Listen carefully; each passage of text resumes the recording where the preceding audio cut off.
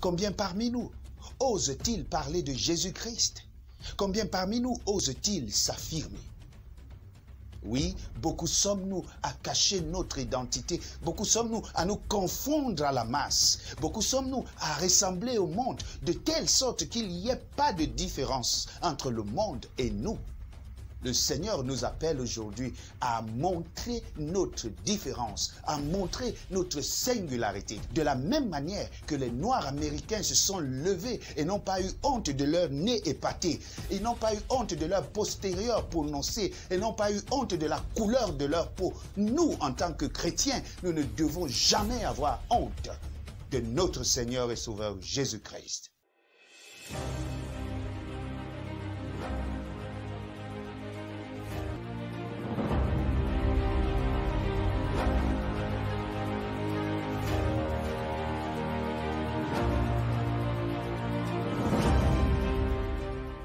Connaître son identité, rien ne peut nous arriver de meilleur.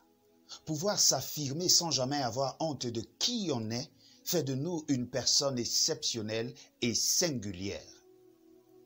Ils étaient moqués et raillés par les contemporains, tout simplement parce qu'ils étaient de couleur noire. Tout simplement parce qu'ils avaient des nez épatés et leurs femmes avaient des postérieurs bien prononcés. Mais sans jamais se laisser intimider, les Noirs se sont levés avec fierté et ils ont affirmé leur singularité et leur négritude sans jamais fléchir le genou, encore moins baisser la tête. Es-tu fier de qui tu es? Avoir honte nous pousse vers un complexe d'infériorité. Avoir honte de soi nous pousse vers une sous-estimation de qui on est. Avoir honte de soi nous pousse également à un pessimisme prononcé, je dirais même à être craintif envers les autres. Il était un disciple de Christ. Il a marché avec Christ, autant sur la terre ferme que sur l'eau. Il a vu le Seigneur Jésus-Christ multiplier 5 pains et 2 poissons. Il a été témoin lorsque Jésus-Christ a ressuscité différents morts, y compris Lazare qui lui avait fait plus de 4 jours dans la tombe. Et lorsque Jésus posa la question « Qui dites-vous que je suis ?»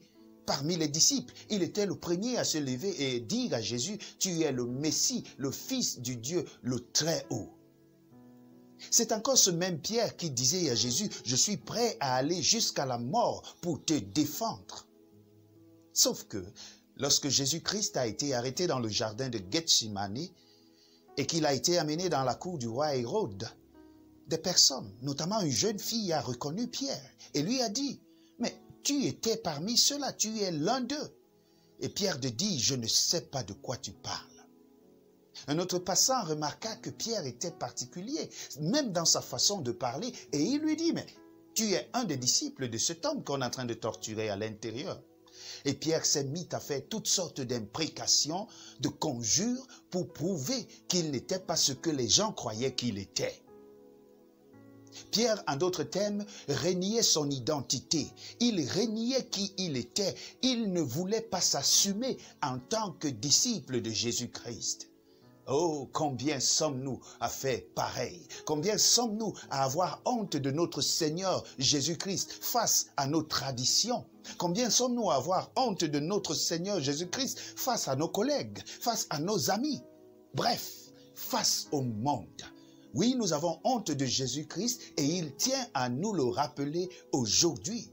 Lorsque nous ouvrons notre Bible dans le livre de Luc, chapitre 9, le verset 26, il est écrit « Car quiconque aura honte de moi et de mes paroles, le Fils de l'homme aura honte de lui quand il viendra dans sa gloire et dans celle du Père et des anges. » Oui, tout comme Pierre, nous avons honte de notre Seigneur et Sauveur Jésus-Christ. Mais la vérité, c'est que le Seigneur nous dit, si nous avons honte de lui, eh bien, lui également, il aura honte de nous. Combien parmi nous ose-t-il parler de Jésus-Christ? Combien parmi nous ose-t-il s'affirmer? C'est l'histoire de ce jeune homme qui était un chrétien, mais qui passaient beaucoup de temps sur les plateformes et sur les réseaux sociaux à commenter les matchs de football et à commenter d'autres scènes de la vie quotidienne. Il n'osait jamais commenter les publications de son pasteur. Oui, parce que son pasteur était sur les réseaux sociaux et il prêchait presque tous les jours. Mais chaque fois qu'il arrivait sur les publications de son pasteur, il les zappait parce qu'il ne voulait pas s'affirmer comme étant un chrétien jusqu'au jour où un de ses collègues de service posta la vidéo de son pasteur. Et ce jour, notre ami fut frappé et il eut honte et il eut des remords parce que s'est-il dit, comment est-ce que moi, le chrétien, je n'arrive pas à partager les publications et les méditations de mon pasteur?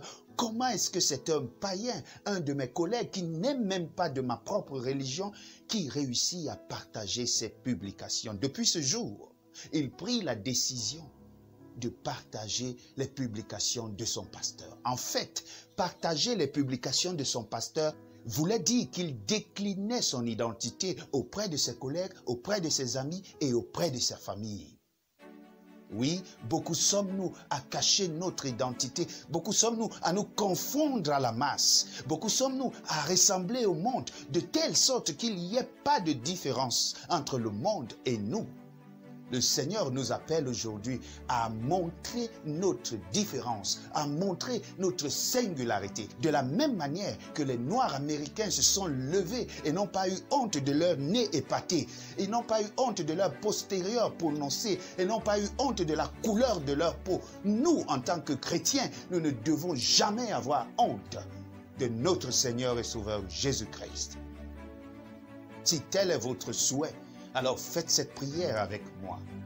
Notre Dieu, notre Père, pardonne-nous d'avoir eu honte de toi dans le passé.